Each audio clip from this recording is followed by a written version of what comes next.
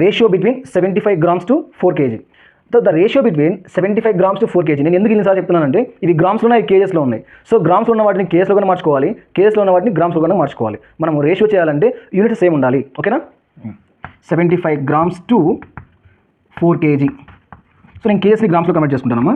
75 grams to 4 kg అంటే 4000 grams. ఎందుకు ఇలా అంటే 1 kg అంటే 1000 grams కదా, 2 kg అంటే 2000 grams కదా, అలానే 4 kgs అంటే 4000 grams అని అర్థం చేసుకోవాలమ్మా. చూడండి, గ్రామ్స్ క్యాన్సల్, మీకు 75:4000 వస్తుంది. 25 3s are 75, 25 3s are 75. అలానే ఇక్కడ చూడండి, 25 4s are ఎంత? 100. అలానే 25 8s are ఎంత? 200.